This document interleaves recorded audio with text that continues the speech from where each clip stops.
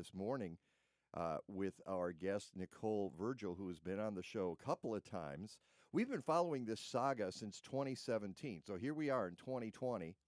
So 3 years for us. She's been dealing with it for 2 years longer than that. So she's going on 5 years. And it's about her or the right to garden. Do you have a right to garden? In your backyard. In your backyard. I mean, yeah, not out in public, not out in the park, but in your backyard. Now, if we're talking as we have in the past about things like THC and cannabis, yeah, you might have some rules that you have to adhere to, state and federal, because the federal rules are not in sync with the state rules. Welcome to America, folks. Surprise. Yeah, surprise. And some municipality rules might not be in sync with the state rules. That's a possibility. I don't actually know about that. But what about growing peas and kale and lettuce and all the stuff that people grow in your backyard? Sometimes your local municipality comes by and says, no, you can't do that. Or in the wintertime. Well, if you want to exactly, grow it. with a hoop house. And therein lies the issue. We're going to discuss that with Nicole Virgil and Representative Sonia Harper and other folks. It's the Mike Nowak Show with Peggy Malecki. We'll be right back. That's not just a tree in your yard. It's an investment. Okay. It's a windbreak. It's a natural work of art. It's part of the family, which is why you want Bartlett Tree Experts to care for your trees. Now is a great time to go to folks. Bartlett.com Yo. and see what they can do for you. Did you know that winter's a prime time to have your trees pruned? One of the reasons is that without leaves, the structure of the tree is easier to evaluate. Also, it's a great time to inspect your trees for any visibly And hazardous conditions call or structural issues. It's also easier now Sonia to Harper. work around Good. the garden when the ground is frozen. Even during the growing season, Kathleen Bartlett says the utilizes volume's most very low on effective and Facebook. environmentally That's- sensitive all right. methods to control tree pests, such as That's beneficial surprising. insects Andrew? to manage the bad insects. He's calling. And did we No, mention okay, Bartlett when you're is the done, industry leader in Good safety? morning. we have a Whether it's report that small the volume is residential very low on project Facebook. Or a major commercial renovation, contact an arborist representative at Bartlett and get a free estimate because every tree needs a champion. Yeah, Go to we have to bartlett.com. because, people will show up whenever they show up. You know what to do. Or there's a train, or there's Hey, a car problem. I'm gonna there's just a- rip this Band-Aid off. We need to break up. You're not good for me. I need music. I'm Grab always your sweaty headsets. and uncomfortable around you, and I'm not getting any benefits Elliot's from this on, relationship. and they're You're working just on a getting basic Sonia right memory now. foam mattress. Yeah. I deserve better. And before you ask, yes, there is someone So, else. and then I've been you're seeing gonna the wanna purple be mattress over- online for a while now. Don't blame yourself. we How don't can have you your compete camera with a up bed at that the moment, totally so we'll supports have me, hugs my pressure Oh, there you are. points, There's your. and sleeps so So effortlessly cool. Yeah, you're going there. Not to mention the There you 100-night go. trial They and moved all the free cameras, shipping. so we're Now we're, that's a bed like, with getting used to the benefits. new That'll make me feel camera better than setup you today. ever could. Break up with your old mattress and get with Purple today by texting RELAX to 84888. Get in on major bundle savings with Purple's President's Day sale. Save up to $350 on a mattress and sleep bundle. Bundle up and save big when you text RELAX to 84888. That's keyword RELIX to 84888. Message and data rates may apply. Yeah. This is Mike. Sonia Wow. Harper Yeah, I- by because Sonia you were last Harper on is not April 7th. picking up. Can you hear me, Peggy? Yes. Sonia Harper is not picking up her Okay. phone. It goes straight to voicemail. Okay. We're calling her again and again. Sure. Okay, Just keep and calling. text her. Just call. Yeah. And- I'll send her a text message right now. And we've got Elliot, so hopefully she'll be available when she's available. Yep. We are gonna keep calling. We'll keep you posted. And I assume you heard my comment about we're hearing Yeah. on Facebook. So I. Let's see, we have time. Yeah. I can adjust the lexicon right now. Extra costs or termination fees. Your bill Thank doesn't you. Change. Your service doesn't change. You still Yeah, pay I the saw common quite a few basic shares. electric Thank rate. you.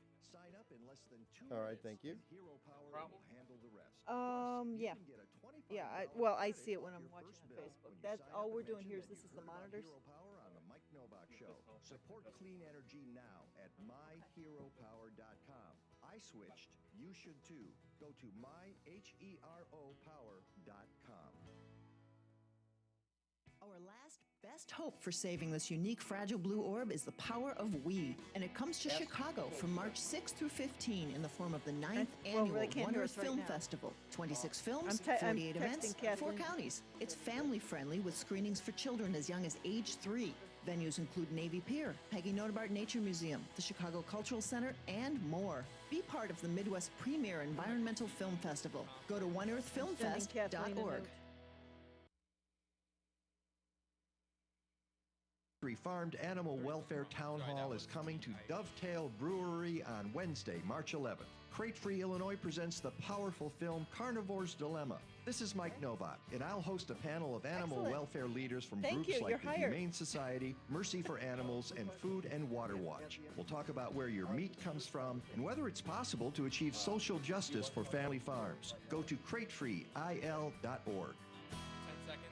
I have the CD player rating. I'm Kevin. And I'm Sue McCarthy. I've Join got it us here. for the Travel Planners Radio Show. Your ticket to the world of travel. Saturdays, 4 to 6 p.m. on WCGO, AM and FM.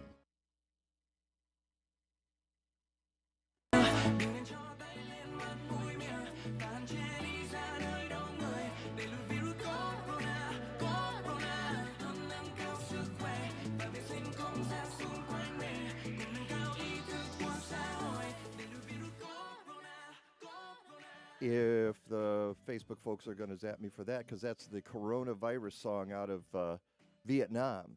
The government put together a song, and again, Really? that was on the John Oliver program, and it's kind of peppy, and people are doing dance-offs to it, and I forget what they call I don't it. I don't get John Oliver anymore on my yeah, cable. but on TikTok they're doing that. TikTok? Yeah, on TikTok they're taking the song and people are TikTok. streaming themselves dancing to the "Please Don't Contaminate Your Friends" song from Vietnam. Doing the elbow bump so to the that's song. and it's called "Jealous Coronavirus." Yeah, Oh, good it is grief. a jealous coronavirus. Welcome back to the Mike Nowak Show with Peggy Malecki. We're very pleased to have in studio here once again. We keep talking. I'm going to boost this just a little bit for myself. Hold on. Nobody move and nobody gets hurt. Okay, great. we have Nicole Virgil. Hi, welcome. Good morning. Hey, Mike. Thanks for having me. Here we are, early March. This is the time you should be getting your veggies and seedlings together. But you're in the halls of the General Assembly these days, aren't you? Yes, I am. In Springfield, Illinois. Nicole Virgil has been, as I mentioned in the first segment, Nicole's been on the program before to talk about an issue that's been going on in her backyard, which is in the suburb of Elmhurst, which is just outside of Chicago for those of you listening elsewhere in the country. And one of the problems she had is she and her husband and her family put together this remarkable hoop house. And those of you who garden, who grow things outdoors, know what a hoop house can do. It's a way to extend your season. You bring warmth into it. You can control the environment to a degree that you cannot control outside, including rain and too much rain or not enough rain, whatever. Water is part of it. Temperature is another part of it. And as she was putting it up, and I'm going to ask you a question here, Nicole, because I was looking at your YouTube page, and she does have a YouTube page. It's called The Right to Garden, and you can go to YouTube and find these videos. Nicole explains the situation. And you said that when you were putting up this hoop house in, 2016, that you received a notice from the city of Elmhurst, and they said, hey, this is, you haven't come to us for a permit. And so you immediately went and got a permit to do this, but that wasn't the end of it, right? Well, it was, if I may just specify, it was 2015 that this happened. Oh, okay. The first Sorry. time. All right. And they said... That's right. You're right. 2015. I'm yeah, sorry. We went and, of course, stopped constructing and then went to the city and discussed it with them and showed them what we were trying to do and that it was seasonal and temporary, like many other temporary devices in someone's backyard for seasonal activities. And they said, as long as it's temporary, you can keep it. There was no permit required. There was no fee. It was under the general heading we understood at that time, like many other backyard seasonal devices. Yeah. Okay. And how long were you allowed to keep it up once you got your permit? Well, again, there was no actual, but they give us verbal permission, I guess you could say. Yeah. And then we kept it up till about this time of year because it starts to warm up. And then with the passive solar heating, it gets too hot in there. So we take it down mid-March-ish. So you took it down mid-March-ish of 2016. That's correct. So you were able to get the first winter in 2015, 2016. You grew things in there, and then with the verbal permission of the Right. city, and then came back and you took it down at beginning of the warm weather in 2016. Right. And then in the fall of 2016, you started reconstructing it. Right, under the same principle that was explained to us the previous season, as long as it's temporary, it's okay. We started constructing in October, late October-ish of 2016, and then we got a violation notice that we were to stop constructing immediately. And what was the premise of that violation notice? Well, to keep it succinct, there were a lot of details, but to keep it succinct, they didn't know. So we asked for They didn't know what? They didn't know what violation we were They creating. just know you were violating. So Right. hey, we'll figure it out later. Right. Here, So just we take this ticket and we'll Yeah. Right. So we We'll said, get back to you. why don't you actually show us the statute that we're breaking? And they Yeah. said, oh, well, we'll get back to you. That is literally what Literally. they said. We'll get back to you. Nice. So that took about a week to 10 days, and they came back with one section of the building code. I should specify the permanent building code. Okay. So a building like this, a The one we're single-family in now, home, right? yes. In the permanent building code, it says, and I quote, "Membrane structures shall not be permitted," which is appropriate for a permanent building. Sure. Like, that's reasonable. We agree. Mhm. However, they were citing us for violating the permanent building code with a temporary structure. And since in English, permanent and temporary are antonyms, we felt that didn't apply. Mm-hmm. So, So what it sounds like to me is they knew what they wanted the outcome to be. Then they had to find the appropriate law to fit the outcome that they had already determined. nail on the head, Mike. Yeah. Yeah. Okay. Now, one of the reasons I wanted to start that first is to educate people on what the story was. Because ever since then, 2016 going into 2017, and we have first had you on the show in 2017. We had you again last year. Yeah. I mean, this has just been going on now for 5 years. Yeah. With the city of Elmhurst back and forth and back and forth. Yeah. At some point, because I was looking at the blog post I wrote a couple of years ago, and I think maybe I got something wrong, or maybe this is part of it.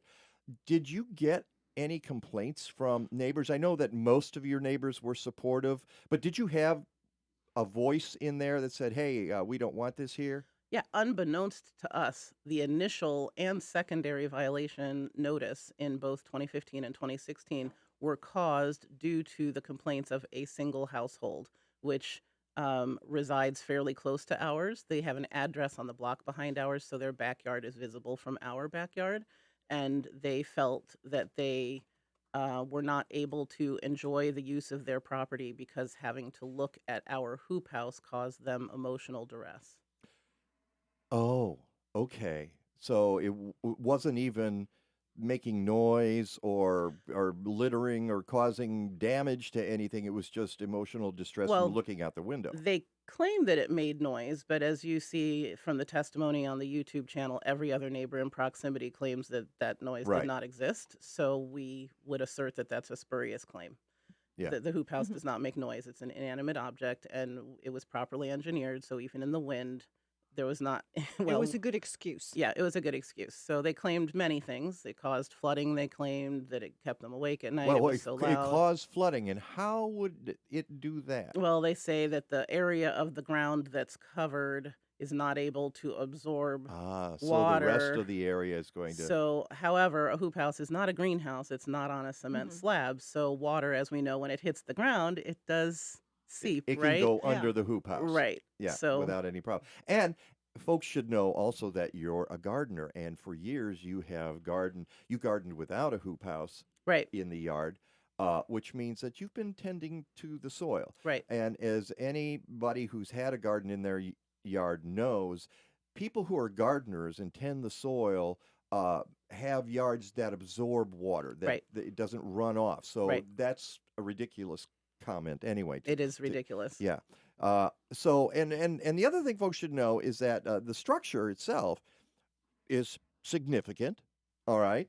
It's 9 feet tall, 11 and a half feet wide, 32 feet long.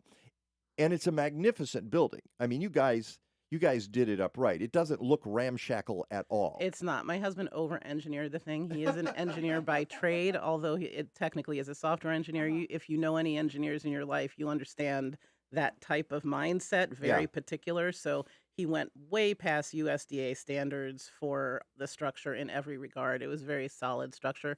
And I want to comment, we put specific effort into functioning within all existing zoning codes for permanent buildings, meaning setbacks from the property line and maximum lot coverage. So although the hoop house was large, we used arithmetic to determine that we would stay below our maximum lot coverage in spite of the Right, size. because Yeah, it was a there's very conscientious approach to it. and Yes. which is what, 30% or something Correct. like that. Yeah. So Correct. you were very careful about that. Meticulously built it. It's a beautiful structure. When I looked at it first, my only comment was, "Boy, it's pretty big," and I can understand why some people might object to that. Except that you've got other structures like that, as you say, in the city that are not being fined. A variety of them for a variety of uses. I mean, we have, those trampolines with sides that go up to 13 feet tall that are visible from much further away. I don't even know what that is. Oh. I've never. I live. You just see a kid above the house, below the house, Well, above the house. right. And then they put these Yeah. mesh walls on They're it so huge. that the kid can't fall off the trampoline. And they go Yeah. up to 13, 14 feet tall. It would for- have the footprint of a very small backyard swimming pool. Yeah. In many cases. Right. Yeah. Is See, my mic on? I can't even hear myself. I live in the city, so I yeah, can. you're on. Okay. You're on. I you're can't on. hear myself. Sorry. Oh, okay. Sorry. Just crank it until your ears bleed. That's what you really need to do here. So there are those things, and so somebody's had it in for you. It sounds like to me. So you fought this, and you fought it, and you fought it, and With a lot of community support, I want to say. We have a lot of supporters, hundreds of them, who Yeah. came out for years and to. And you had DuPage County representatives as well. Yep. because you are in the county of DuPage, Yep. and The county supports the use of hoop houses. and the city said you could do it, but if you make it really tiny, they gave you some numbers that Yeah, they set a maximum of 6 feet tall at the apex, which that's just the center, right? So it would Right. go Yeah. down from there. They never answered how we would put a regulation door on it, since a regulation door is 6'8". So by Mhm. code, we couldn't use a door that they would approve, and we wouldn't be able to stand up in most of it. And I said, look, in these times, you're not going to ask me, of all people, to bend over on my property when everybody else is able to stand up. It's not happening. And in fact, jump 30 feet in the air on a trampoline Yeah. too. No, not doing it. Had you put it on a trampoline? No. So after all this, you said, "Okay, if you're not going to work with me, I guess I have to work against you." And you went to the state legislature Yes. to say, "You know what? This doesn't seem reasonable to us." And lo and behold, you've gotten a bunch of people on your side there. Yeah. So the state does protect rights of its citizens, right? It protects patients' rights and victims' rights, and this is a property right. Uh-huh. Do we have Representative Sonia Harper? No, we But don't. We do have Eliot. Okay, so we have on the phone with us Eliot Clay from the Illinois Environmental Council. We're trying to get Representative Sonia Harper from the 6th Illinois District because she is the primary sponsor In the House, yes. in the House of this. And of course, there's a bill in the Senate as well. We've got the two bills that will come together at some point. What are the numbers again? Do you have those? Yeah, HB 4704 is the House bill Mhm. with chief sponsor Representative Sonia Harper. And the Senate bill is chief sponsored by Senator Scott Bennett, and that's SB 3329. All right. Those are the bills you're looking for. We've got not quite 2 minutes here. I want to bring in Eliot Clay from the Illinois Environmental Council. Good morning, Eliot. Good morning, Mike. Thank you guys for having me. My pleasure. He's the Agriculture and Water Programs Director at the IEC. Why is it, let's just cut to the chase here. Why is it you guys got involved with this? No, that's a great question. Our organization usually deals, obviously, with a lot of environmental issues, but one of the things we've really been focused on the last couple of years is the ideas behind sustainable agriculture in general. And a lot of that, has to do with like downstate traditional ag. but we've also taken in this idea of, food sovereignty. I think is kind of become more of a prevalent thing. And a lot of it's been related to issues in Chicago around gardening. But Nicole came to us with her problem in Elmhurst, and we decided, should gardening be a right of people to grow their own food? And we think it should. There's issues with food deserts all over the state, along with a plethora of other issues. And I think Nicole highlighted that there are some municipalities that just don't, just aren't allowing their citizens to do what they should be able to do. Yeah. Okay. That's a good way to start this. We're going to go to a break and come back with Eliot Clay and Nicole Virgil and discuss this right to garden. It's a really interesting concept. It's the Mike Nowak Show with Peggy Malecki. We'll be right back.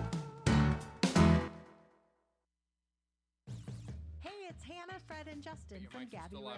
We think there will be something in our show that you'll be talking about all week long. We're 3 generations, good conversation, and smart talk, all on Gabby Road. If you want our show on your station and to learn more, you can go to smarttalkradionetwork.com. For more info on Gabby Road with Hannah, Fred, and Justin, and to get their future episodes airing on your station, visit smarttalkradionetwork.com. Yesterday or Friday. Her assistant said you're in charge of hiring, and Indeed has solutions like online skills tests, which let a candidate show that they're the right hire. And we'll give you this barbershop quartet who'll sing the name of the perfect hire. Vince Lundy.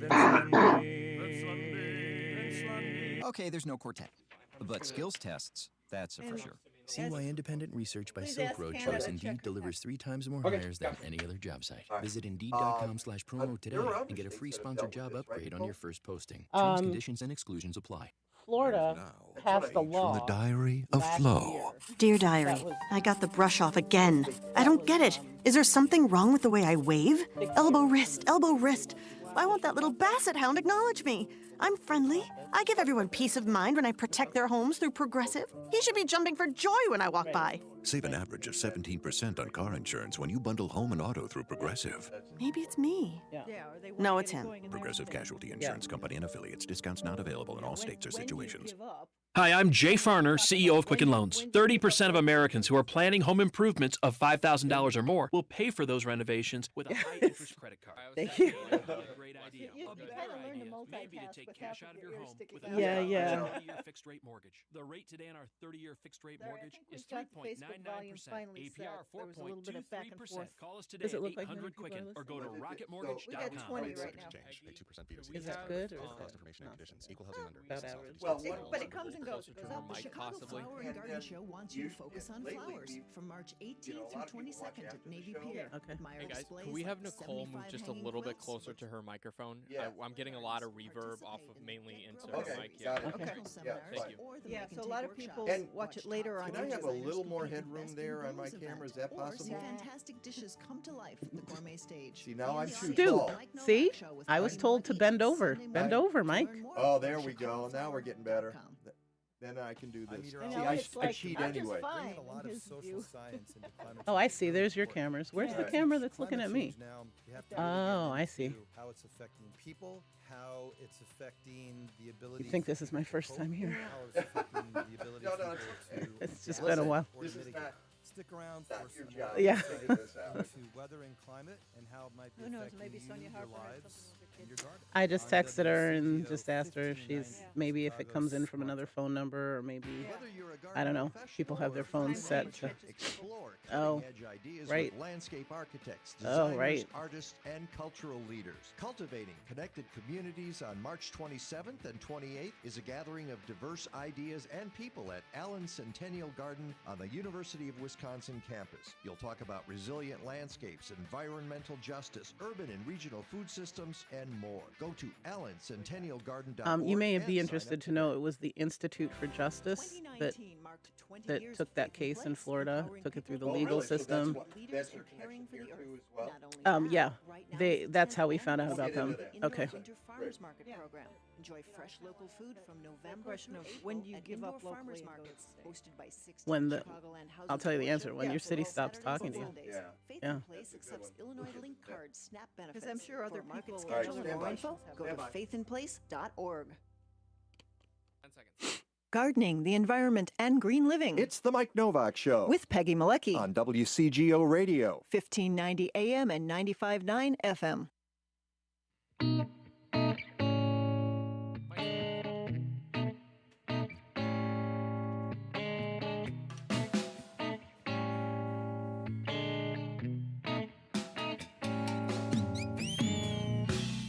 Welcome back to the Mike Nowak Show with Peggy Malecki. We have Nicole Virgil in studio. We are talking about the right to garden. Now, that sounds like that should be a given, I would guess. Unfortunately, it's not, especially if you want a hoop house in your backyard. Eliot Clay from the Illinois Environmental Council is on the phone with us as well. So I want to pick up where we left off when we went to break, and that is about that right. As I mentioned in the very first segment of the show, we live right now in the age of coronavirus. Now, we don't know how serious it's going to be in the United States. It's pretty serious to the people in Washington State. It's pretty serious to the people in Italy and in China and Iran. And it might be in your neighborhood, wherever you live in this country. And here's what I think. If I'm living in a hot spot and I live smack dab in the middle of the city of Chicago, do I think Chicago is going to become a hot spot? You bet I do. Absolutely. Now, I'm going to be really grateful if it's not. You know, I'm not fear-mongering here. I'm just saying I've been watching the news. I'm watching what's going on here. And if I can avoid a trip to the supermarket and mingling and rubbing elbows and touching things in a public place, if I can grow my lettuce and my kale and my peas in my backyard and not have to go outside, I think that's a great thing. That's a wonderful thing. Absolutely. It's your own victory garden. Yeah. Literally. Yeah. And so this is where this right to garden comes in.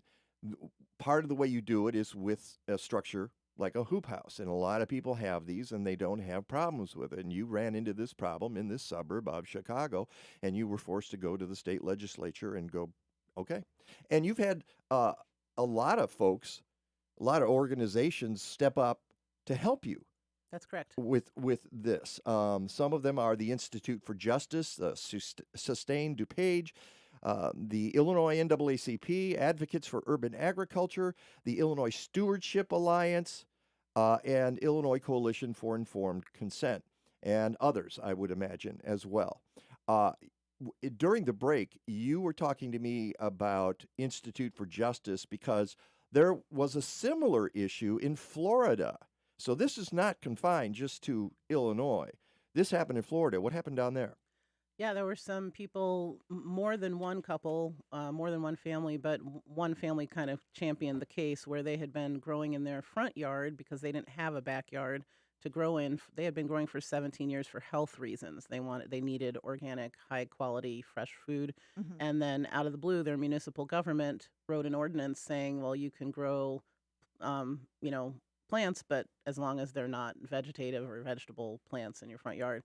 And they were... I've seen this before, we've talked about this all over the country where, you can grow lawn and put some yews in there, but don't try any native plants. And for God's sake, don't put any vegetables in your front yard. Right. You can have a hosta, but not an eggplant. Although a kale and a hosta, just kind of tuck them together. Yeah, yep. And you can eat hostas, by the way. They're good if they're fresh. Throw them on the grill. Exactly. Right. On the Barbie. So the Institute for Justice came to their aid. It took approximately 6 years. They went through the judicial system and eventually wound up in the Florida State Legislature. And the opposition that they faced was a similar type of opposition that we face in the state of Illinois. We have the Illinois Municipal League, which represents the municipal governments that feel that my having a hoop house against their wishes overrides their local regulatory power. And so they don't want to have the perception of losing regulatory power. And so that's the primary opposition. And they are a formidable opponent. Of course they are. So there's a It's similar... like going against the Chamber of Commerce or something. Right, And I imagine the Chamber of Commerce is probably on the side of the municipal folks. I haven't seen them weigh in, but I wouldn't be surprised. It wouldn't surprise me either. Yeah. Tell So you the truth. in Florida, they have some such group. It's not the same name, but you get the idea.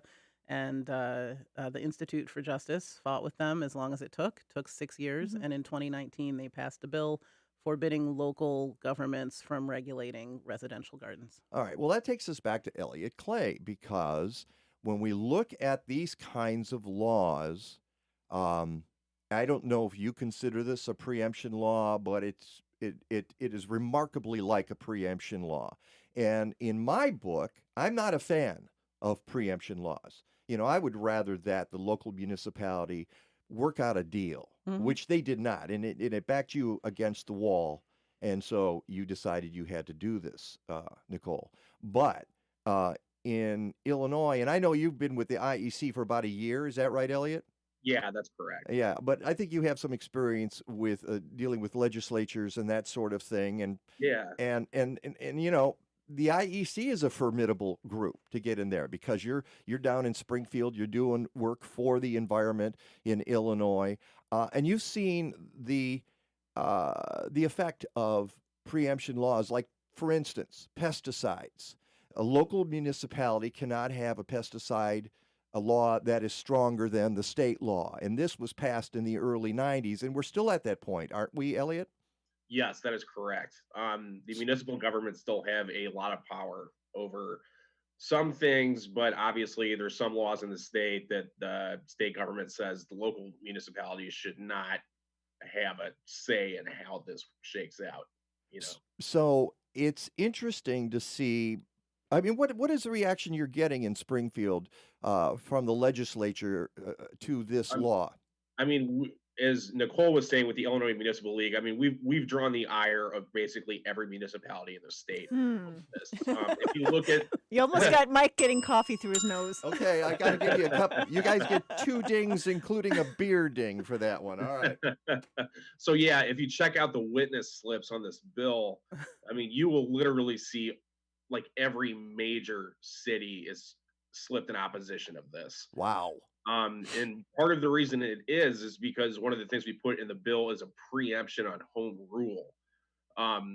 Basically the idea that no local government is going to be able to regulate, gardening in this state beyond what is going to be listed in the law if this were to pass. Including Chicago? Including Chicago. Wow. But I will say Chicago has one of the more progressive hoop house policies in the state. Yeah. So they don't care, because you can put a hoop house in Chicago. So, and that's the point here. I would think that a lot of those municipalities, Eliot, would be getting together and sort of grabbing Elmhurst by the scruff of the neck and pulling them into the men's room or the ladies' room and saying, hey, we need to have a little chat with you here. Why don't you loosen up on this? Yeah, and that's something that we've been kind of thinking about. When we did this last year, it was a different kind of bill, the way it was written. And what I was thinking was going to happen was that the Illinois Municipal League and other municipalities were going to sit down with Elmhurst and be like, all right, you guys need to figure this out, because it's going to wind up affecting all of us if you don't. And so far, that has not happened. They're digging in their heels at this point. So, why? What is, once you get past everything, what is causing them to just dig in their heels? Well, I think one of the quotes we had in a meeting recently, I remember somebody saying, I had brought up this idea, like I said earlier, of food sovereignty. And somebody from the Illinois Municipal League looked at me and said, well, what about our municipal sovereignty? So it's one of those things where they feel like if we're telling them they can't do something, it's taking away a freedom of theirs. And I think it ultimately comes down to this argument, whose sovereignty is more important, the municipal governments or the citizens living in it? And it's come to this. Well, talk to them about that when it comes to gun rules, okay? That's another one that, at some point, everybody said, hey, well, the state says we can't have a stricter gun safety Yeah. rules And in our municipalities that oppose it have trouble. But when it comes to a hoop house, can't have that. You know, Yeah. so it's a little weird. It's very interesting, and I think it highlights too why this bill has gotten a lot of opposition, but it's also got a lot of bipartisan support, and it's because of those same arguments revolving around things kind of like Second Amendment rights. There's a lot of conservatives that are like, do not tell me what I can and can't do on my own property, and that includes gardening. Well, And yeah. yeah. Well, I've been online, and you've seen these too, I'm sure, Nicole. I've stumbled on a couple of sites, and did you see what the idiots in Springfield are doing now? They're going to tell us what we can garden and can't garden in our yard. And it's weird that they would put it that way because you're looking for the freedom to put up a hoop house. Right. Well, in fairness, I should say there were some drafting errors when the bill was first released, and so I think that's the majority. So you of think what that's where people that were came from? I'm pretty sure because it stated the opposite of what the bill intended to. That's been amended since then. It's been corrected, but I think people were concerned about that. Well, I saw that too, and I saw you do a post, a video post a couple of weeks ago and said, hey, the language is wrong. We need to fix that. That's not a good way to get out of the gate here either. Okay. All right. We will continue this conversation. It's the Mike Nowak Show with Peggy Malecki. We're talking about, the right to garden. We'll be right back. Did you know air pollution from road transportation costs about $1 So, Eliot, one of the things I'd like to ask you when we come back, realistic expectations about this moving forward. And timelines. Yeah. And for sure. timelines, and Nicole, how people get involved. Obviously, we got to get the sites out here so folks know where to go. Cool. Is Andrew, is this going out over Facebook right now? Yeah. Okay, cool. So you folks listening on Facebook, they get the bonus conversation because when we go to break, you all of us are still on the air when are on Facebook, which is also on the YouTube stream. It's just not going out over the live stream and the radio. Please visit the Green Divas. So as a matter of fact, we could do that right now, and then we'll do it again when we come back. If folks want more information, they can. Have you preempted the Elmhurst Hoopla site with the Right to Garden site? Yeah, I replaced the domain name. Yeah, I was because it's trying. still in your intro video. Yeah, and I was trying to find it. And and I tried to peel it off wherever I could find it, but I didn't think of that. I need like 3 extra set of hands. I know. I just Believe can't. I know me. the feeling. I didn't. It's all stuff goes out everywhere, and Of then course it trying does. to. You could even just overlay something on that video. I have to re-upload it to YouTube. and it's a pain. Boy, tell me about it. I know. But thanks for the notice. Yeah, but it is in your intro video. So what I would do is especially now that you've gone down the road a little bit, it might be time to shoot a new intro video and pop it up there. Yeah. Thanks, Mike. Liz Moran Stelk is watching. She says, great conversation. That's for sure. Hi, Liz. Research by Silk Road shows Indeed Here's the other thing. Do you know that you qualify for a URL that has the name of your? You could go YouTube / the Right to Garden. That's what it is. Oh, it is. Well, it's not exactly that. It's youtube.com/C/right-to-garden. But if you type in the Right to Garden, it'll pop up anyway. You don't even need the C. I just. Oh, does it? YouTube told me it had to have the C, so that's what I tell people. Yeah. But I didn't know that. But you know what? I'm going to try it right now. We'll find out. I didn't know. Sign up today. I did. I need music. Hold on. Yes, we do. $25 off your And share. let's see. Hey, Ellie. Hey, Amos. Who else we got? Tony. Morning, Elliot. Kathleen. Audrey. Good morning, Audrey. Good morning, Karen. And everybody else that I'm not seeing their names because they're not commenting They know yet. the ins and outs of local solutions. They take the confusion out of the process and make solar simple, giving you the confidence to enjoy your investment. Harness the power of the sun. Go to albright.solar or call 773-887-6446. Hey everyone, this is Peggy, and I'm here to tell you about Natural Awakening Chicago Magazine, your independent go-to resource for everyday wellness. Natural Awakenings is still the greenest, healthiest magazine in the Chicago area.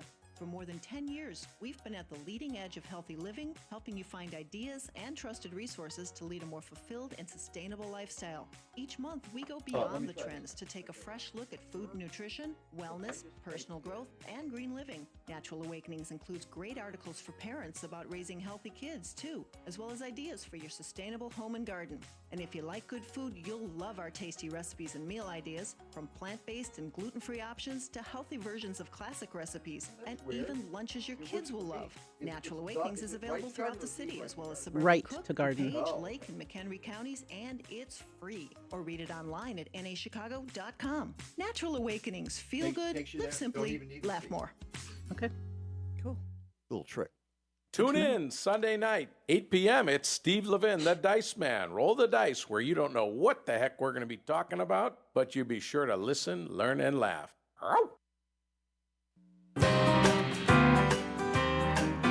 It's jungle out there, disorder and confusion everywhere. Especially legislatures. No one seems to care. Well, I do. Hey, who's in charge here? That's what we're trying to find out. All right, welcome back to the Mike Nowak Show with Peggy Malek. This is my favorite environmental song, even though it's not an environmental song. It's from the TV series Monk. I don't know if you remember that. I do. Which I loved. Just loved Monk. And this is Randy Newman, of course. So we're talking about the right to garden in your own backyard and how in Illinois, Nicole Virgil, who's in the studio with us, has been forced to go to the legislature and get them to pass a law so that she can actually just put a hoop house in her backyard. I mean, when you say it out loud like that, it seems silly. It seems like it's like using a hammer to kill a mosquito. Okay? There's a reason the NAACP has been supportive, Mike, if I can just put it Go that for way. it.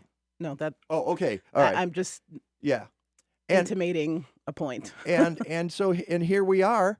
We've been talking also with Eliot Clay from the Illinois Environmental Council, who's on the Zoom with us. So what are the realistic expectations about getting this passed in Illinois? So right now, as was mentioned earlier, we've got a version of this bill in the House and the Senate. Right now, the bill in the House committee is on it's on what's called the Cities and Villages Committee, which is made up of a lot of people that are very, very close with the Illinois Municipal League. So that's going to be a tough fight. Mm-hmm. We think right now that we could get this bill out of the Senate within the next month or so. We're going to run up against some deadlines. We've got to get stuff moving. But we think realistically that we could get it out of the Senate. The House is a different beast in a lot of ways. Uh-huh. So we're still racking up co-sponsors at this point. I remain hopeful that we can do something, but as you know, a lot of people know, the legislature is a pretty tricky thing. So we'll have we'll have to see. So where's the opposition mostly coming from? Is it all over the state or certain portions of the state? I think it's basically all over. I mean, we've gotten opposition slips from the very southern tip of Illinois all the way up to Chicago. Wow. So yeah, the Illinois Municipal League, I think, sent out an alert to all of their members, which is basically every municipality is saying oppose this bill. So it's kind of put us in a weird spot, but this is what we signed up for, I guess. I guess so, and that's why I asked at the very beginning, why did you jump on board with this? Because it's an uphill slog. Although when I go online and I look at the sponsors, it seems like you're adding more sponsors all the time to this bill. Is that right, Nicole? Yeah, that's true. Yeah. Both sides. Both sides. Sides. So we're going to have a mighty clash here. And again, I don't know why the municipal folks don't just grab Elmhurst and say, "Come on, dudes." Yeah, really, no, and get over it. Yeah, no, I agree. And, I think this highlights this bigger issue about what powers, some of these municipal governments should have and what should be a right of a citizen to do what they want on their own property. And there's an irony there. You can use whatever pesticides you want in your backyard. That's kind of up to you. But, again, as I mentioned before, the municipality can't control that at all. Elmhurst could not pass a law and say, hey, you can't use weed and feed on your lawn because it's already been preempted by the state. but they want to be able to say, no, you can't put a hoop house in your yawn, in your backyard, which is something that would actually benefit its citizens. It's just it seems it's really frustrating, and it doesn't seem fair somehow. Well, and Mike, I'm sorry. Oh, no, Nicole, go ahead. I just want to clarify something here that adds insult to injury. Okay. It is not that they are actually forbidding all Elmhurst residents to have membrane structures. The membrane structures for temporary seasonal use or design are all over Elmhurst. They won't let me have one because they enforce the permanent building code against my temporary seasonal structure. Then when you ask them about all the other structures in town, they say, what other structures? We can't find them. We don't see them. We can't enforce it. You see, so it's really ugly. Isn't that what we call in the courts arbitrary and capricious? You're nodding, Eliot. I mean, because it seems to me that if it doesn't work in the state legislature, now you're headed for the courts. Do you have the stamina to continue this fight, Nicole? I will tell you, I have no appetite to lay down with someone's heel on my neck and pay taxes to live on my own property, which my husband and I care for deeply. And you've been there for a long time. For 20 years, Yep. and to be treated differently than every other resident in my town. That's not happening. So stamina or no, I'm not going to lay down for being mistreated. All right. So folks want to get their voices heard on this issue. There are various places they can go. You want to start enumerating those, Nicole? Well, there's our Right to Garden website. That's www.righttogarden.com. And we have a YouTube channel which tells the whole story and documents everything. You can just go to YouTube and type in Right to Garden there, or youtube.com/Right to Garden. So those are the two big sites. And we have some Facebook pages too. But those two sites will get you started. So are there any petitions? Is there anything anybody can sign? Not at this point, Okay. no. I will say we've got if folks want to just slip as just a private citizen on these bills in committee, they can totally do that with witness slips. There is also going to be a local food lobby day in Springfield on April 2nd to highlight not just this bill, but a lot of other agriculture related and cottage food related legislation that's in the legislature this year. Like what, for instance? Well, we've got one that we're working on with the Illinois Stewardship Alliance that is going to open up direct-to-consumer sales for a lot of different cottage food products. Right now, most of that is just limited to farmers market sales, but we're going to try to change some statutes so folks can sell it directly out of their own home, which should promote, local food activities. Change the cottage food laws. Yeah. And you mentioned signing a slip. You've also been encouraging people to do that, right, Nicole? Right. When the bills come back online, maybe Eliot can speak to this, but when they're not on the agenda, you can't slip for them. But once the Illinois General Assembly website posts them to an agenda for the committee, then the slips open up again. The slipping process opens up again. Yeah, that's correct. And what's the easiest way to find out how to do that? ilga.gov, and then you type in the bill number. That would be HB 4704 or SB 3329. And you're telling the people that on your various sites as well, how to do that. So we have to wait till the committee takes action. Is that correct right now? Till they place it on the agenda, yeah. Eliot? Yeah, the legislature is not in this next week, but the following week they're coming back, and that's when both bills will be posted for committee. I want to thank you guys both for being on the show today. If you're interested in this, go to the Right to Garden sites, YouTube and website. And Eliot, thank you for being here, and thank you for your work on behalf of the Illinois Environmental Council. Thanks for being part of the Mike Nowak Show with Peggy Malecki. For those of you listening locally or on the video stream, we'll be back in the next hour. For everyone else, go green or go home. Keeps coming. You know what to do. Hey, I'm gonna just rip this Band-Aid off. We need to break up. You're not good for me. I'm always sweaty. Thank you, guys. Thanks, Eliot. And I'm not getting any benefits from this I think he's gone. relationship. He's gone. You're just a basic memory. I was still looking here. I missed him up there. And before you ask, yes. Well, I appreciate it. I've been seeing the purple mattress thank you. online I'd like for a while not now. to have to. Don't blame me. Let me meet the compete with a bed that totally supports me, hugs my pressure points.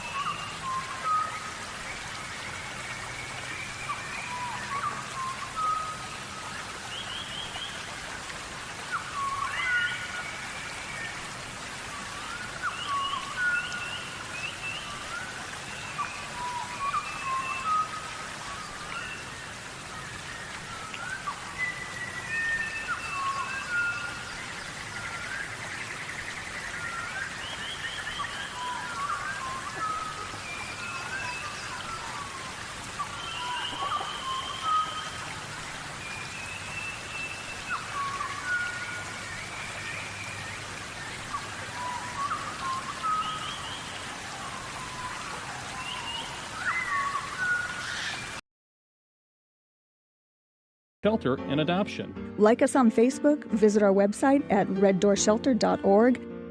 Who knows? You might just adopt a new member of the family.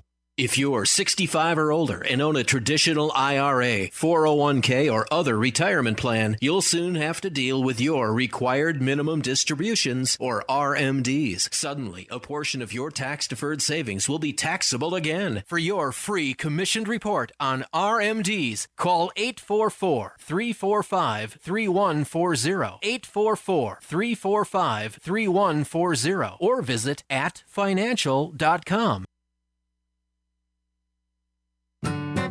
Welcome to the second hour of the Mike Nowak Show with Peggy Malecki. This hour is brought to you by Bartlett Tree Experts. Every tree needs a champion. Go to bartlett.com. Here they are again, Peggy Malecki and Mike Nowak. All I need is good food to eat and make me healthy, wealthy, wide awake. Lettuce, tomatoes, root and bacon. What about those sweet potatoes? All I need is good food to eat. All I need is good food to eat. All I need is good Welcome back to the Mike Nowak Show with Peggy Malecki. And speaking of good food to eat, don't try growing them in a hoop house in Elmhurst. Other than that, get out there and start getting the seedlings in and figure out. It looks like, and we'll talk to Rick DeMaio later in the program. As always, he sent us a bunch of maps. I don't know if you had a chance to look at any of those. Yeah, I did. But all the prognostications for the winter were off. It was much warmer than folks thought it would be. It was drier than folks thought it would be, and it looks like that's going to continue. I'm hearing. I got a little Zoom issue there, Andrew. No, I heard somebody. Okay, sounds like we're cool. All right. It's so I think folks can start planning their gardens. We talked about that last week, because it looks like we're not going to get any blasts of cold air. I mean, we could. Yeah. We could. You're always taking a chance. You got to keep your eye on the forecast, and that's how that. It still could be cooler, but. Yeah. Anyway, he will be here later, and we'll talk about that and the maps he sent us because we did our homework and now we got to take the quiz. The One Earth Film Festival, which we've been talking about on the show, started on Friday. So you've got all week to get out there. Here's what I'm going to tell people. It's like, get out there before coronavirus comes to Illinois, okay? And I know it's like, I'm just saying stuff out loud that everybody's thinking. All right. I'm trying not to make people scared. I'm saying now's the time. Get out there because we're not a hot spot. This is, go and don't touch anything and just go see a movie because they've got some great stuff. We've seen some of the films, Peggy and I got a notice from the One Earth Film Festival. Go Green Oak Park recommends several of the films, including Overload, America's Toxic Love Story. It's about the hundreds of synthetic toxins that are now found in every baby born in America. Isn't that wonderful? But, you need to know this information. Yeah. Knowledge is power, as they say. Beyond Climate. And by the way, that's at Wednesday, March 11th, 6:30 to 8:30 p.m., which is the time we will be doing our bit at Dovetail Brewery. And we'll be talking about that in the second segment. Yeah. At the Oak Park Library, Overload, America's Toxic Love Story. Yes? Go ahead. We also have tickets to give away, so just want to make sure we got time. Okay. Beyond Climate, Saturday, March 14th at the Oak Park Public Library. The Story of Plastic. Yeah, I think a lot of people need to know about the story of plastic. Tuesday, March 10th at Malcolm X College in Chicago. Use Less. Or Useless, actually, is the name of it, but Use Less, a documentary on food and fashion waste. And I'll tell you, we need to do a story about fashion. A couple shows on fashion, yeah. Because this is turning out to be because of Amazon and because of the deliveries, people buy clothes, they decide they're not going to use them, they send them back, and then they get junked. Mm-hmm. They do not get reused, they do not get recycled. Or they buy cheap fashion because it's cheap. Right, and we talked about that with Adam Minter a little bit when we had, what was the name of the book? I can't remember. I remember the subtitle. Yard sale or... I'll come up with it at the break. Okay, go ahead with your... So it's 2020 Focus on Flowers, Chicago Flower and Garden Show is coming up March 18th through 22nd at Navy Pier. We've got some more tickets to give away. And by the way, we will be sending out the ticket information later this week. We haven't sent it out. We're saving it to do it all at once. So if you've won tickets, you will be getting them. So I've been waiting for my tickets. So third caller, We'll be back. When it comes to tree care, it's all... What happened? I was fixing the Zoom things. You're telling me to put it in two different... Can't hear you. Can't hear you. I was fixing the Zoom thing because you wanted it in two things, Okay. but they're on the same meeting, so it's... With 120 offices around the world. So if you guys could maybe tweet out In Ireland, Bartlett is the tickets, largest please, residential tree care firm and we'll just in the announce world. when Their we come work is back. backed by the science of the Bartlett Research Laboratories in North Carolina. They pioneered integrated pest management, or IPM, in the 1970s, introduced the first organic fertilizer, and now Bartlett is the first and only tree care company to research the benefits of biochar on urban soils and tree health. At the same time, they're focused on you and your needs, meaning that they'll do the right thing for your tree and you. Put science to work for your trees. Get a free estimate today, because every tree needs a champion. Go to bartlett.com. Beep's coming. You know what to do. Hey, I'm gonna just rip this Band-Aid off. We need to break up. You're not good for me. I'm always sweaty and uncomfortable around you, and I'm not getting any benefits from this relationship. You're just a basic memory foam mattress. I deserve better. And before you ask, yes, there is someone else. I've been seeing the purple mattress online for a while now. Don't blame yourself. How can you compete with a bed that totally supports me, hugs my pressure points, and sleeps so effortlessly cool? Not to mention the 100-night trial and free shipping. Now that's a bed with benefits. It'll make me feel better than you ever could. Break up with your old mattress and get with Purple today by texting QUEEN to 84888. Get in on major bundle savings with Purple's President's Day sale. Save up to $350 on a mattress and sleep bundle. Bundle up and save big when you text QUEEN to 84888. That's keyword QUEEN to 84888. Message and data rates may apply.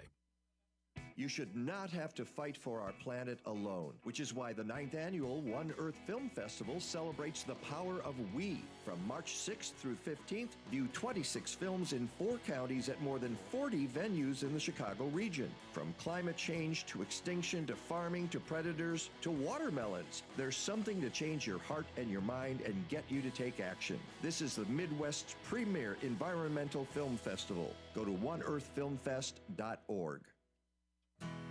Chicago's first factory-farmed animal welfare town hall is coming to Dovetail Brewery on Wednesday, March 11th, when Crate Free Illinois presents the powerful film Carnivore's Dilemma. Mike Nowak will host a panel of animal welfare leaders from organizations like the Humane Society, Mercy for Animals, and Food and Water Watch. They'll talk about where your meat comes from and whether it's possible to achieve social justice for family farms. For more information, go to cratefreeil.org. This is Mike Nowak. For weeks, Peggy and I have been talking about how easy it is to support clean energy thanks to I know we had a Hero volume Power. problem, and I now adjusted they're it, and backing then that up by offering Andrew you came in and $25 off to join the Hero Power Clean Energy Program. You get 100% of your electricity consumption matched with Green E certified renewable energy certificates every time you pay your electric bill. Plus, you'll never pay more than the ComEd rate. You'll know where your money is going without extra costs or termination fees. Your bill doesn't change. Your service doesn't change. You still pay Levels the look good to ComEd me. Are basic people still electric saying that rate. they're not? Sign up in less than We haven't heard anything, so I think we're okay. Yeah. No, I boosted them so they're a little bit on the hot side, but apparently that didn't turn. I hope it's not distorted, but we'll find out it's not afterwards. distorted. Okay. On the Mike Nowak Show. Support clean energy now at myheropower.com. I switched. You should too. Go to myheropower.com. This is Darian D. Silk Sims, the host of the Darian America Show. Join me each and every Saturday from noon till 1 p.m. WCGO 1590 AM, simulcast 95.9 FM, Chicago Smart Talk.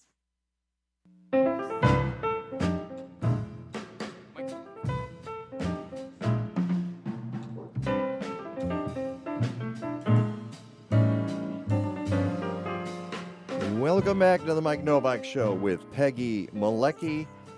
Coming up this Wednesday, I mentioned it a little earlier. Peggy and I are going to be working once again with Crate Free Illinois on the 11th at Dovetail Brewery. It is Chicago's first factory farmed animal welfare town hall. And it's going to be a chance for you to show up, have some beers, have some brewskis, have some great plant-based food, and voice your opinion about the world around you and where we get our meat, where we get our food, whether it's safe, whether it's healthy for you, and whether it's safe and healthy for the land and the animals. Yes, and we'll be watching a film called Carnivore's Dilemma. It's not that long. It's under an hour. So that's sort of a jumping off point for our conversation. And we have a terrific lineup of people who are going to be at this event. Mark Ayers from the Humane Society of the United States, Josh Richards from the Humane League, Tyler Lobdell from Food and Water Watch, Erin Kwiatkowski from Mercy for Animals, and, of course, our friend of the show, Jessica Chipkin, who is the founder. I'm going to let you know that whoever's sniffing out there, it is coming loud and clear through the the Zoom machine. So do be careful. If you're going to do that, back off from the mic. We've got Jessica Chipkin on the and who's moderating? Oh yes, and I will be moderating. Well, and Peggy will be running the camera because we're going to stream it live on Facebook as well. Let's bring in Jessica Chipkin, the founder. And what's the other position you are with Crate Free Illinois, Jessica? Well, I'm the founder, and I'm the president of Crate Free Illinois. Because I know you're not the executive director, right? No, that's Lisa Lubin. That's right. Do with that. That's Lisa. I gotta mention, I heard her the other day on Progresso Radio, and I was waiting for her to say, and don't worry. Well, I was waiting for her to say, well, Mike Nowak will be hosting or moderating the town hall. That never came out on Progresso Radio. Wonder why that is. Okay, but that's okay. She sounded great, and it was a good plug for the event. So welcome, and tell me about putting this together. Why a town hall? Last year we were at your event, and of course Bill Turk hosted that. He was the moderator for that program. And this year you're calling it a town hall. What's the difference? Why are you doing this? We're doing it because we wanted to be more interactive. Last year, if you remember, we had a fantastic crowd. The movie was 2 hours, and then we had a panel discussion, and there really wasn't that much time for interaction with the people who came that evening. So we want to kind of turn that around a bit and get people more engaged and involved, because that's really the whole point of why we're doing this. We want people to walk away from this event with a better feeling and understanding and a motivation to really get involved in dealing with this problem. So that's the whole reason we want people to get involved with it. And as we mentioned, we will be watching the film Carnivore's Dilemma. Tell us just a little bit about that.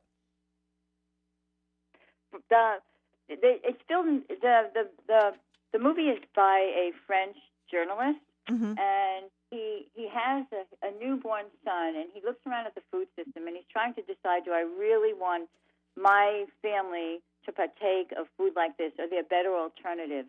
And part of it is shot in France, part of it is shot in the United States, so you can compare the two systems of industrial farming organizations. And Portugal as well. Yeah, right. And everything you see in Europe, it's actually intensified in the United States. In parts of Europe, gestation crates and some of the other forms of confinement have already been banned, although it doesn't really get reflected in that in this video. And then the movie goes on to talk about some of the more sustainable farming practices in this country as well. So it's a good overview on how change to the system can be made, and people could participate in that. Yeah, and it was interesting because I watched the film last evening, and he kind of went through pork farms, chicken farms, egg farms, and then cattle farms. So he kind of crossed the whole gamut, and it was interesting when he came to the U.S., visited several farms, and he encountered a veal farm. and he said he had never seen the little veal houses. I can't think of what you call them, but he had never seen them before. He was just veal crates they call veal them. crates, yeah. And it was Yeah. just it was interesting to watch the contrasts and things happening in Europe that you thought they weren't doing, but they still are. Yeah, I think a lot of people, especially in this area, got a good glimpse into the veal crates last summer when when there was so much news about Fair Oaks Farm. I think people got some better insight into that. I'm sure we all remember that. And as Peggy points out here, in watching the film, you realize that there's a lot of different. Whoa! That's not? No, you have a bird. No, I have a bird, and the bird. I'm in the other room. So that's either Erin's or. Whose dog is that? It's my very active, very excited dog in the background. Sorry about that. No, that's fine, Erin. We like animals on the show. In fact, that's welcome. Yeah, I always I encourage Jessica to have her bird in the room. I'm sorry that that it's not. So well, the problem with this bird isn't so much the screaming, which I know we all enjoy, but she keeps landing on my head, which can be very distracting when I talk because she brings food up there. And so you have food dripping down. Hey, folks in the control room. Right? Yeah, it's very distracting. Yeah. So and as you heard, that's Erin Kwiatkowski. Is that close enough for you? How do you pronounce it, Erin? I pronounce it Kwiatkowski, but I love every attempt at how people pronounce my name. So. Erin K. Well, it's like Kwiatkowski or something like this if you do it in the original. I'm Polish and I'm terrible at Polish names. Kwiatkowski. Okay, we'll go. Erin K. All right. Yeah, very good. And Erin is with Mercy for Animals, which is why she has a dog in the room who's going to contribute to the conversation as much as possible.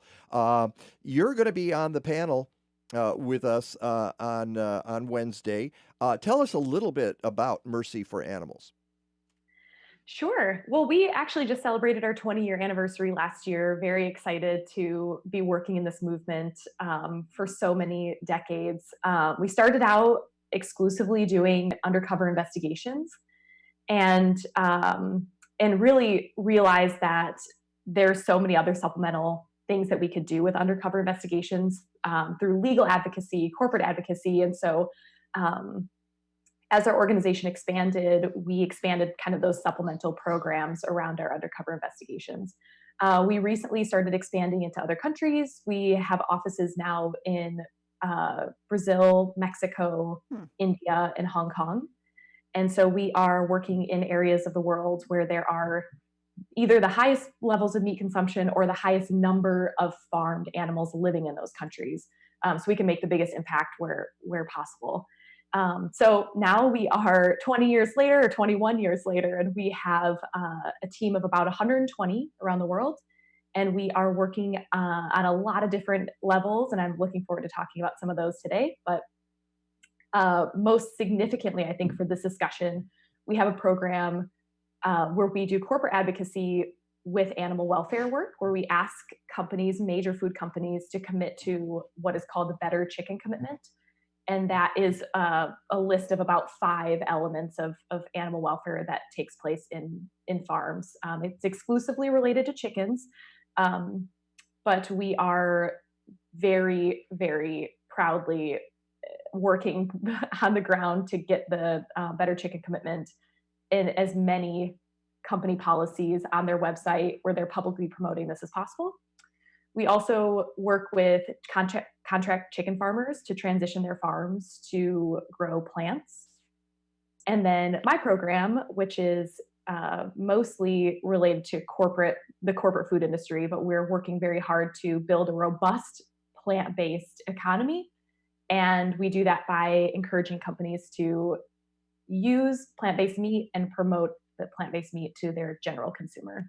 Okay, we're going to go to Tyler here, but I will tell you, Erin, because there's folks watching us on Facebook, you might want to tilt that camera up just a touch. Yeah? It's Do you want to see my face? Yeah, we do. Or the top of your head. Yeah. That's better. All right. That's Much better. There we go. So let's go to the other person on the Zoom machine, and that's Tyler Lobdell.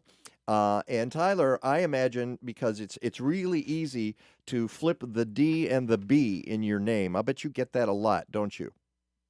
Yes, I get all sorts of variations. Lovedale, Lovetell, all sorts of fun things. But it is Lobdell, is that it? Lobdell, yep. You're close. Lobdell. So it's wait, it's L-O-B as in boy, D as in dog, E-L-L. You got it, yep. Like lob a ball and then the computer Dell, Lobdell. Yeah. Okay. I've sometimes wanted to lob the Dell across the room, yeah. Yeah. So you are with Food and Water Watch, and we've had folks from Food and Water Watch on the program before, but you're based out west in Boise, Idaho. It's just interesting to have somebody, and you and I met last month at Northwestern University Law School. You were on a panel there with Karen Hudson and some other folks. And we got a chance to meet, and I didn't even know at the time that you were going to be part of the event on Wednesday. Tell me what's going on in Boise with Food and Water Watch. Well, Food and Water Watch is headquartered in Washington, D.C., but we do organizing and have offices throughout the country. I'm actually the only Food and Water Watch employee currently in Idaho, so I work remotely from home. I would guess that's the case. I mean, I was thinking you probably don't have a huge staff in Boise. It's true. It's true. But so Food and Water Watch's overall mission is to empower regular people to take back our democracy in the face of some of the most entrenched corporate interests. And the department that I work in focuses on factory farms. So holding factory farms accountable for their environmental degradation, their manipulation of markets, their undermining of sustainable, independent farming, things like that. And Idaho actually is one of the fastest growing factory farm industries in the country. It's now the sort of jockeys for the fourth and third. It's currently the third largest dairy producer in the nation. And so the animal agriculture scene here is I'll call it dire, and the impacts are being felt more and more by Idahoans. So it's a rising issue of importance for this region. What's caused the massive increase in Idaho?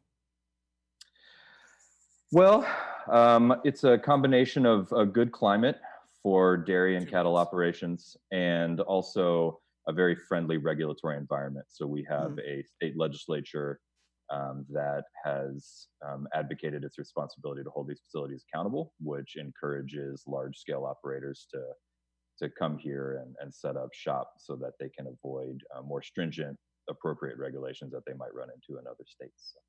And you're talking about the industry. That's a very important part. We have about a minute and a half here before we have to break, but we'll be back after that. Maybe we can get started on this. Part of it is I look at the parallel. And people ask me about using Roundup, glyphosate, on their lawns and in their yards, and they say, "Is it going to kill me?" And I say that no, probably not, because you're not in the industry and you don't use it every day. And if you use it according to label directions, it's probably not going to have any impact on you at all. However, the impact it has is on the industry. It continues to support the industry, and the industry is so large that it controls so much of our agriculture and horticulture that's not healthy. And I imagine you're seeing some of the same thing in the meat production world. And we're at our break. So when we come back, I'd like you to address that, you and Jessica and Erin, about the industry as a whole. How much control does it have over what we buy in our grocery stores? It's the Mike Nowak Show with Peggy Malecki. We're talking to Crate Free, Illinois, and we will be right back. You're in charge of hiring, and Indeed clear. has solutions like Mics are online on skills unless you want tests, them off. which let a candidate show that they're the right hire. Mics are still on And we'll give Facebook the if Okay. you want them off. quartet who'll sing the Whatever name you of want to do. We can guests keep are them up on. to And I'm sorry I busted you about sniffling. I think it was you. Okay, there's no quartet. Skills tests. Sorry, That was me. Tyler. Oh, it's fine. I just had to call it to your attention because you didn't know the mic was live, and so there we go. No, I appreciate it. Jessica, what would you like to get into the next segment? Hey, this is Jay Farner, CEO of Quicken Loans. Jessica? Quicken Loans is celebrating our best quarter ever. And Yeah. now we're celebrating some of the lowest refinancing Is rates. Jessica still on? I just asked her a question and I didn't hear anything back. You may be able to reduce your rate. Jessica, are you Yeah, there? I'm still on. Okay. Yeah, can you hear me? Yeah, I can hear you. There you go. Oh, yeah. I mean, we can continue talking about that. I mean, we could talk about. I mean, we've all been reading a lot about the use of antibiotics on factory farms. I mean, what control do we have over that? Sure. The control that we have over that is to stop going to stores and buying. If you do eat meat, to stop going. I mean, the obvious thing is not to eat meat, but most people do eat meat. So don't go to stores and buy the stuff where these chemicals are used, because you really have no control. I mean, it's the whole thing going back to supporting local farmers, where you do have better idea. You know, Right. So we could kind of lead into that. And that's kind of the theme of the whole film, of what you can do. Yeah, exactly. So if you do eat meat, that's that's certainly one thing you could do. And the other thing I think is that the whole concept that we're people who are animal lovers are complicit in animal cruelty because they have no idea what goes on these industrial farms. So we want to shine a light on that. To bring that to the forefront. And also, I mean, Mark's going to want to talk about this too, is the rampant spread of factory farms in Illinois. Yeah. Mark's very Tyler's involved with notes. that. Tyler's notes in the Tyler's too. crosshairs of CAFO invasions. Yeah, it's a great way of putting it. Yeah, so we could talk about that, because I know that's something that Mark is going to want to address. And, and Erin, too, is like, another way to do it, if you're so inclined, is to reduce meat intake and reject it and switch to a plant-based diet. But I think the whole point is that it doesn't, there's room for everybody to do something here. It's not all or nothing. Yeah, really good point. Because when you look at the three of you, just the three of you, and doesn't even bring in Mark and other folks, there's so many issues here that it can be a little overwhelming.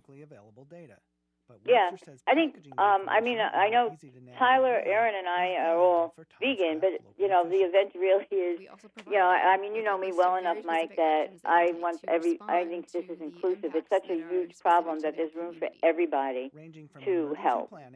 Even if you're not going to be giving up meat, there's still ways you could get involved.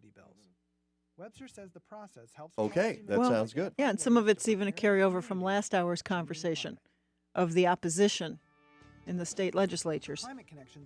Right, yeah, it's no different here in Illinois, that's for sure. Well, yeah, and the fight against ag-gag laws and everything else. And in Illinois, the LMFA. We mean resilient landscapes, environmental justice. I mean, we don't have ag-gag in this state. No, but we have LMFA. Come to Madison, Wisconsin this What? March 27th and 28th to explore cutting-edge Okay, ideas thanks. with All right, stand by. architects, designers, artists, and cultural leaders at Cultivating Connected Communities. A diverse group of professionals and All right. passionate amateurs alike will gather at the University of Wisconsin, and you can be part of it. Go to allencentennialgarden.org and sign up today. Don't drop your coffee mug. Just tune in to Gabby Road with Hannah, Fred, and Justin. Sunday mornings at 11 on WCGO AM and FM. Mics are live. I did. Who stacked the hay? I did. Who milked the cow? I did. On this fine day, once again, now, who fed the chickens? I did. And that's what you want to know. Who fed the chickens? That's great. That's great audio. And what did you feed them? Exactly. It's all about that. It's, when we talk about knowing your farmer, you know how your food was raised, whether it's food that's walking around on 2 or 4 legs, or it is your broccoli. Yes. Yeah, or your fish or your eggs or whatever. And that's why we have these folks on the show today. Jessica Chipkin, founder and president of Crate Free Illinois. Erin Kwiatkowski, who is with Mercy for Animals. And Tyler Lobdell. You know, I can't get it. It's Lobdell. Tyler. Yeah, so just Tyler. You got to change the name, dude. No, you don't. Who is with Food and Water Watch. During the break, we were talking about a lot of different things. What we want to get across at this, it's a huge issue. I talked about the industry and the control it has. And maybe, Jessica, let's start with you, because you've been fighting the fight against various large players in the industry. One of them is Aldi, that you continue to have negotiations with. Can you talk to us a little bit about that? Sure. Last year, we started a campaign asking Aldi to change its animal welfare policy to require its suppliers to eliminate gestation crates. And Aldi, we did go into Aldi's office, we had a discussion, and after the discussion, Aldi changed its policy to say that they expect their suppliers to eliminate gestation crates, but the word expect falls far short of a requirement to do so. So that does continue, and we hope over time that Aldi will require its suppliers to eliminate the use of gestation crates during a binding time frame. But this kind of emphasizes the whole issue is that gestation crates are a cruel practice. I mean, think about if you kept a dog locked in a crate the size of its body, just about the size of its body, where it couldn't turn around for its entire life. I mean, that would be considered animal cruelty. But on these industrial farms, like the suppliers that they use, it's business as usual. So unknowing consumers who probably are animal lovers become complicit in this type of behavior, and they don't even know it. So we feel it's on us to make it on the retailers to do something about that, because, I mean, consumers, and once they understand it, they're not happy about it. And that's a really good point. I think a lot of folks don't want to know. They just put it on the back burner. I just go to the grocery store. It's like the kids. For years, people have talked about kids who don't know where a tomato comes from. Okay? It comes from the Jewel. It comes from the Mariano's. That's where a tomato comes from. And it's the same thing with our meat. And I know that there are films out there, the one we're going to see, Carnivore's Dilemma, and other films. And sometimes they're kind of graphic, but, and I'll address this to Erin, sometimes you have to do that to get the message across, don't you? Yes, I think, there's a classic quote that most people have heard, which is, if slaughterhouses had glass walls, we would all be vegetarian. I think that's mostly attributed to Paul McCartney, though I don't know if he really said that. But yeah, I think that's, one of the reasons that Mercy for Animals started and continues to actively do undercover investigations. I know we were referring to some ag-gag laws earlier, but we're really negatively affected by ag-gag laws because those prohibit photos and videos being taken inside of these facilities. And the reason that, they're trying to legislate against those types of actions is because they want to hide the activities that are happening in these facilities. So we use undercover investigations as a core of our work because we want to show both the consumers, we want to show the companies that are using these animals in their supply chain, and we also want to show lawmakers that what's happening isn't ethical and that something needs to change. Well, how have ag-gag laws impacted your work? Well, we are, though we do these undercover investigations, we do all of them lawfully. So we don't break any laws by getting staff hired into these farms, by having them bring in recording equipment. All of that is legal unless the state has legislated against those types of activities. So it limits the number of states that we can perform these investigations in, and that makes it a little bit more difficult for us to do this great work that consumers are looking for us to do to keep the industry honest. Yeah, and that's a problem. And ag laws, for people who are not familiar, are laws passed in states that say you can't take photos of these facilities in any way, shape, or form, and if you do, you will be prosecuted. So it's important to know about that. So that's the humane side of it. But Tyler, you work with Food and Water Watch, and part of what you talk about is the extraction of resources. It's not just about treating animals humanely, it's about our planet and the cost to our natural environment. Can you address that a little bit? Yeah, absolutely. And these things are related. The issue of ag laws and criminalizing undercover investigations and journalism into how animals are treated, and sort of the hiding and the lack of meaningful environmental regulation of these facilities. It's another sort of hidden subsidy that factory farms throughout the country benefit from. Laws like the Clean Water Act, the Clean Air Act, resource conservation laws. For the most part, factory farms get a free pass under those laws. And that's, due to similar efforts by their lobbying organizations at the state and national level to pass legislation that favors them and hurts local communities and allows them to despoil the environment really without much account. And so, in addition, I'll kind of address the larger systemic problem that you were getting at, Mike, before the break. It's not only important for consumers to be shopping consciously and knowing where their products come from, it's also important for citizens to stand up and ask for systemic change. There are reasons why we have factory farms and why they're proliferating, and it's not just a natural consequence of economics or what consumers desire. It is a very deliberate system that's been put in place over decades. And voters and citizens need to stand up and say enough is enough, and demand more from their leaders and their legislators and their governors, and all the way up to the president. So, and that gets us into, and we just have a couple of minutes left here. Jessica, during the break, we were talking here about how this can be very overwhelming and that it's important to take small steps. We're not going to change everybody to veganism. I'm not a vegan, okay? But I do watch where I get my meat from. And I would say probably half the week, there's no meat on my plate. And if more people did that, it would change the world. What kind of small steps can people take, Jessica, in this regard? Sure. Well, I think it really, if you do eat meat, I think you need to. I think part of it is like paying attention to where you get your meat from. A lot of people who know Crayfield, Illinois, know that we have a mobile app that has hundreds and hundreds of local farmers that pasture raise their animals. So make a connection with a local farmer. You don't have to have meat every single day. Like you said, Mike. I mean, there are local farmers that I know that feel the same way.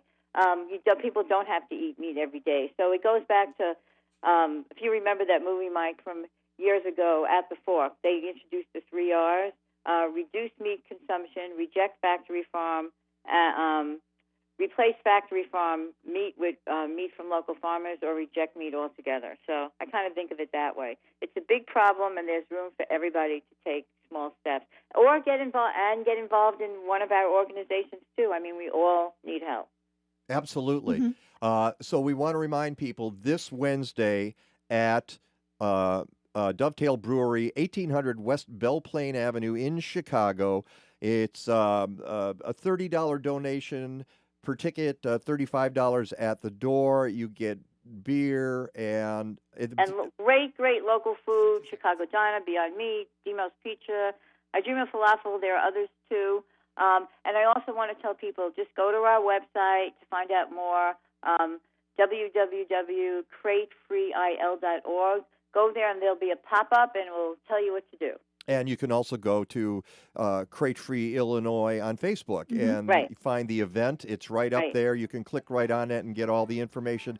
Hey, I'm looking forward to talking to all of you on Wednesday. Can't wait, Mike. Thank you. This is going to be a really great event. Thank you, Jessica. Thank you, Erin. Thank you, Tyler. I'm not doing any last names anymore because I just get into trouble. But thanks for being on the program. Mike. And we'll see you on Wednesday. Bye. Yep. Thank you, Peggy. Thank you, Mike. Thank you so much. Have a great day. You too. Rick DeMaio coming up.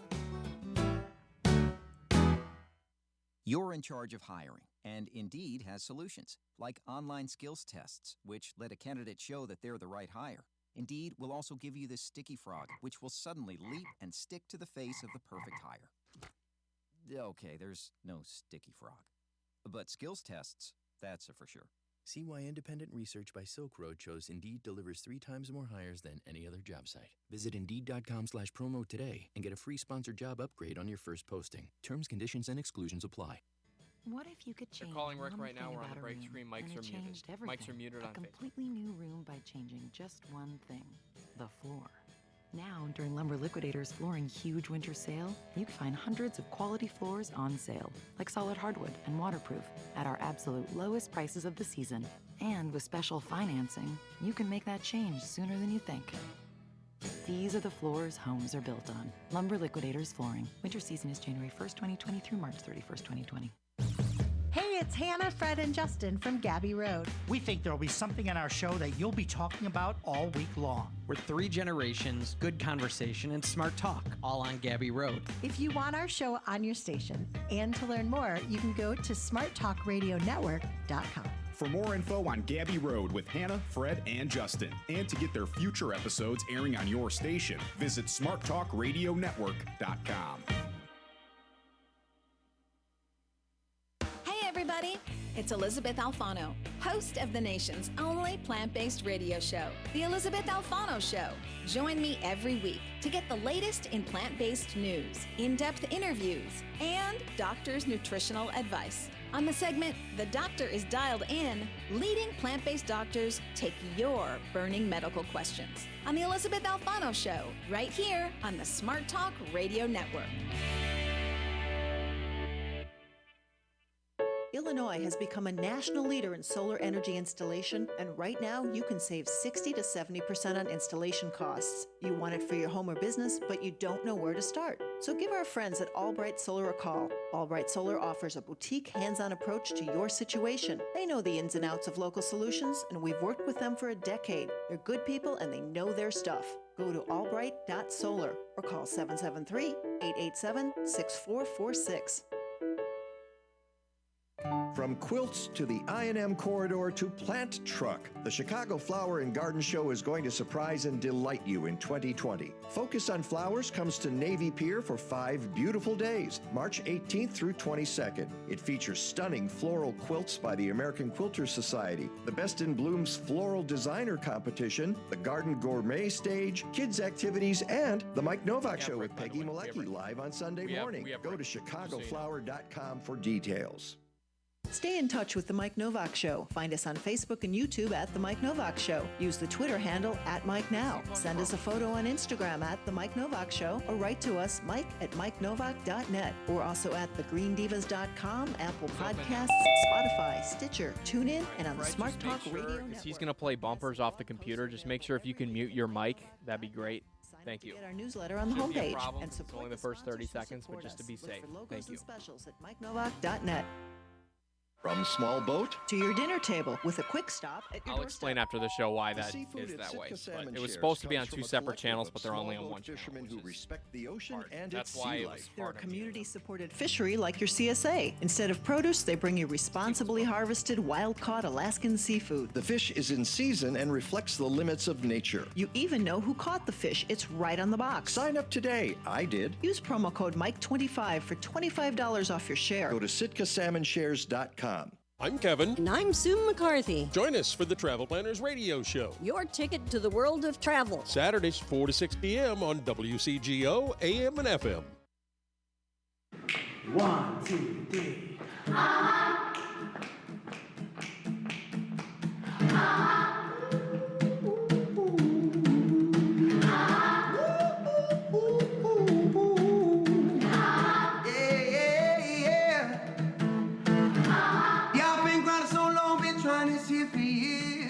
Welcome back to the Mike Nowak Show with Peggy Malecki. And yes, indeed, It's good to be alive on a Sunday that is going to have sunshine and warm temperatures, and I think there are a lot of people who would order that every single day. Let's bring in meteorologist Rick DeMaio.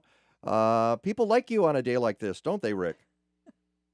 Yeah, I think so. What's been interesting is that we've been having a lot of these nice days on the weekends. I think it was last year we had a lot of really lousy weather on the weekends, so we've turned it around nicely. Yeah, I noticed that. I was thinking about that yesterday. I looked at the forecast and I went, "Wow, it's every Sunday now. We're hitting these the warmer days. And sunshine." So Thanks, Rick. Yeah, really. Give him a ding.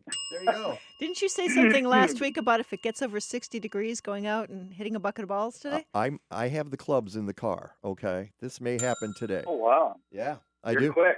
Well, you know what? I saw 60 in the forecast. Are we going to hit 60? Do you think? Yeah, I think so. Part of the reason is that the cloud cover that's over us right now is going to thin out quite a bit. And if you look at out to the west, you could already see the sky brightening a little bit. Yeah. So we'll go from like a lot of high thin clouds now, which is everything this time of the year. I think last Sunday when we hit 60, not only was it fairly windy, so you're able to mix down a lot of that warmer air down to the surface, but it was also very, very sunny. So three things give you warm weather this time of the year. Full sunshine, strong southerly winds, and no snow on the ground. It's amazing how quickly we eradicated all the snowpack across the Midwest from the last 2 weeks. And warming up, it's also good to the spring season. If you would have asked me about 2 months ago if we would be heading into the possibility of a repeat of spring 2019, I would have said yes, because of all the rain and snow that we had. But the month of February actually turned out to be below normal precipitation-wise, basically everywhere in the Midwest. All right, wherever you are right now, stay there. Don't move, because the cell is a little funky right now. So we'll just make sure we keep How about you. that? There you go. Better? Yeah, that's good. Bit. That's real good. Yeah. He's holding his arm up. Yeah. Okay. The tinfoil hat is on. Except the one that was holding the phone was tying my shoes. So. Yeah, okay. But you're right. It's kind of interesting to see those temperatures. I noticed because, as you know, I just had a bunch of insulation done in my house, and I'm going to have Ron Cowgill is going to come on the show and talk about it. But I got my gas bill, and I looked at the temperatures, the ambient outdoor temperature for January and February, and it was both 31 degrees. So it gave me I know. Isn't that weird? And it gave me a chance to compare the months, though. That was the perfect part. Right. So, and you know what the weird part is, Mike, is November and December were exactly the same as well. It was the weirdest 4 months of weather. And I was talking about this with a number of my classes. It seems like the weather has been basically the same since about the third week of October, right? Yeah. Yeah, it sure feels like that. Yeah. So there hasn't been. Go on. I was just going to say, you sent us all those charts and graphs yesterday, and I was looking at them, and I was really fascinated because the prognostication for the winter was that it was going to be slightly colder and wetter, and it got drier, slightly drier, and a lot warmer, right? Yeah, and again, I still think these winter outlooks now are really not worth much, because you're trying to really take 3 months of weather and kind of capsulate it into one map, and that's really tough. We did have some cold spells across the upper Midwest. There was a lot of snow in parts of Minnesota, northern Wisconsin. The UP got absolutely pounded. So if anybody's going to have flooding concerns, it's probably going to be up there as they head into a rapid melt-off and warm-up this weekend. But precipitation-wise, we actually ended up slightly above normal. Temperature-wise, we ended up 4 degrees above normal. We were the 6th warmest winter from a standpoint of temperatures for December, January, and February since 1880. And the United States, the lower 48 on average, was the 6th warmest as well. And again, Peg and Mike, what's really alarming about this, it happened without an El Nino. So what that's beginning to tell us more and more is that these abnormal climate events, like an El Nino or a La Nina, are really not playing that significant of a role in our overall long-term anomalies. We're having much more anomalous weather without some of these climactic events, which then tells you when you do have those highly climactic anomalous events like an El Nino or a La Nina, the average weather that is typically above normal will be even more above normal. So that's what happens in a changing climate, is your peaks and your valleys become more peaky and more valley. All right. Now, I'm going to tell you that we had a listener write to me last week and said, we need to make sure you get the forecast in because, as he pointed out, gardeners are listening to this, and we're in a month where the forecast is everything when it comes to getting your stuff in the ground. So I'm going to make sure you get time for that. So give me like 1 minute about what happened in Tennessee this week with the tornadoes, and then we'll get to a forecast. Yeah. First off, that was what we call a low CAPE environment. The word CAPE means convective available potential energy. On a scale of 1 to 30, with 30 being really high, that was like a 5. That was really, really low. The dew points were very low. Relatively speaking, the temperatures were low. It was in the middle of the night. What really got that going, Mike and Peg, and I did a fairly, robust analysis on it, was the upper level wind, the subtropical jet, which has been strong all year long, literally was producing 150 to 170 mile-an-hour winds at the top of that thunderstorm. And that was one supercell that was on the ground for almost 150 miles, and it laid down 4 tornadoes, the second one outside of Nashville and the fourth one in Cookeville. And again, late at night, people in that area don't have storm shelters, and people sleep on the second floor of their homes. You don't have a chance to wake them up. You're going to have fatalities. Wow. All right, give us that forecast. We'll make sure we get it in today. All right, so low 60s today, mid 50s tomorrow, about a half inch to a quarter inch of rain. It dries out nicely during the day on Tuesday. So if you want to get any garden in, it looks like Tuesday and Wednesday is going to be the day to do it, because it looks like we get back into rain probably Wednesday night and into Thursday, but temperatures tomorrow, mid-50s, upper 40s Tuesday, upper 40s Wednesday, and staying generally near seasonal conditions for Thursday and Friday. But overall, readings about 2 to 4 degrees above normal, and rainfall about a half inch to a quarter inch over the next 5 days. And things staying pretty much the same for the next couple of weeks? Oh, boy, we could talk about that next week. I don't want to go too far out in the month of March. Okay. I learned my lesson. All right. Thanks, Rick. We'll talk to you next week. Thanks, Rick. I want to thank Nicole Virgil for being on the show, Eliot Clay, Erin Kwiatkowski, Tyler Lobdell, Jessica Chipkin, Kayla, Hannah, Andrew. Until next time, go green or go home. Stadler? What? Is that it? Yes, it's over. How'd you like it? I don't know. I slept through the whole thing. Well, you didn't miss much. Beep's coming. You know what to do. Hey, I'm gonna. Okay, we're clear. I'm waiting for the delay.